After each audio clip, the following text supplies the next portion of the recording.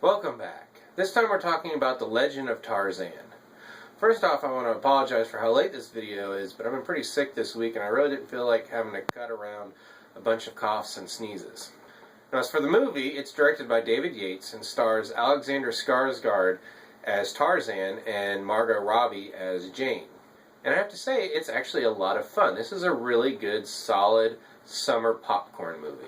It's not high art. You're going to find plot holes. There's going to be some pacing issues here or there. It isn't going to take the issues it's dealing with and take it to this very serious degree. But in the end, it provides 2 hours of, to me, really fun entertainment. Good action, good characters, good performances, really good special effects, and, like I said, just a lot of fun. Tarzan as a character has been around for 104 years now. There's been countless movies, books, comic books, what name you, and we've just come to expect that every few years or so we're going to get some new iteration of Tarzan. Surprisingly, it's actually been 17 years since we've had a feature-length film, and that was Disney's animated film Tarzan back in 1999. One of the things I really liked about this version is that they don't settle on just telling us the same origin story that we get in pretty much most of the new versions that we get every once in a while.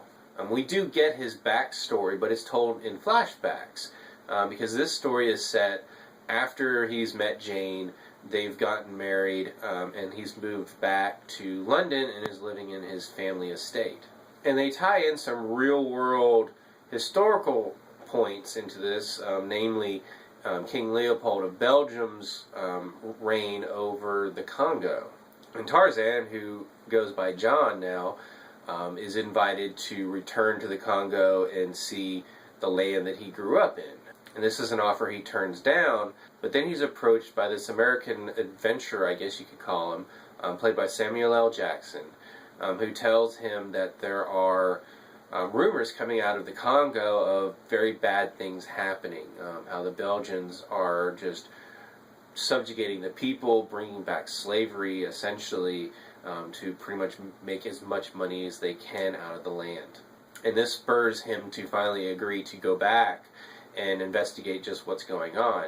And of course Jane wants to accompany him. It's something he doesn't want to happen, but she's pretty headstrong and gets him to agree to go. Unfortunately for Tarzan, the envoy for King Leopold in the Congo is this guy named Rom, played by Christoph Waltz. And Tarzan coming back is actually part of his plan, because he's made a deal with this tribal leader who hates Tarzan for some reason that we don't find out until later in the movie. And he's made a deal with him on what he will get if Tarzan arrives and he can kill him. So that's essentially the story. I don't want to spoil anything beyond that. But as you can tell, there's a lot of story here. So the first act really has a lot of exposition, a lot of conversations that are basically there to educate the audience on where our characters are, their motivations, as well as the more global political situation in the Congo, and how King Leopold is running out of money and needs an influx of cash quick to pay for his mercenaries that he's going to use to rule the country. So as you can imagine, the first act is very dialogue heavy. The pacing is a little off here and there. But once it really gets going, once Tarzan is back in Africa and is meeting his old friends, both human and animal, it really does pick up. And like I said, it really is a lot of fun. The action is well directed. This film is directed by David Yates, who did the last 4 Harry Potter movies. And while as a fan of those books, I can always complain about what was left out, I will say those are well-directed films, and this is another well-directed film. And all of the principals give good performances here. I like Skarsgård as Tarzan in this movie. I like this version of Tarzan. He's back in London. He's trying to acclimate to civilization. He's trying to put his life as Tarzan behind him. That's why he's going back under the name John. And there's a reason for that. It has to do with something that he found of his parents and what their hopes were for him. So he's trying to live up to those.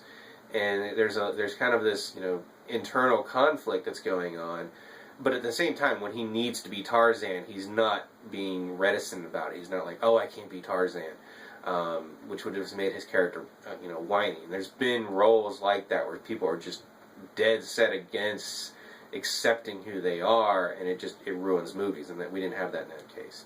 I also like Robbie as Jane in this movie. I like this strong, quick-witted woman who you can tell that she is an equal partner in this relationship, even though Tarzan is so strong and has such this almost animalistic personality at times.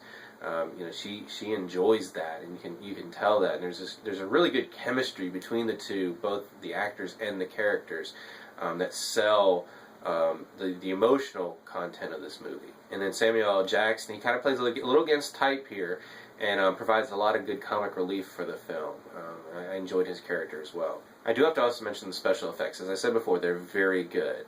Between the Planet of the Apes movies and the Jungle Book earlier this year, we've kind of come to expect that movies can pull off very realistic animals that are completely CG now. But at the same time, we've also seen movies where the CG is not terribly good, so I still have to respect a film that can pull off animal characters.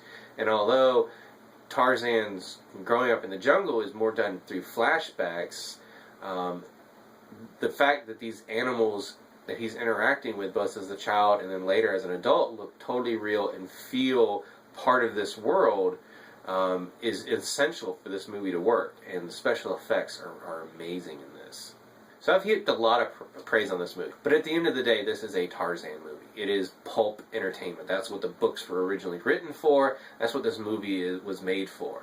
And if you're looking for anything heavier or deeper, I'm not really sure why you're going to a Tarzan movie. So for summer popcorn entertainment, this is perfect fun. I enjoyed it a lot.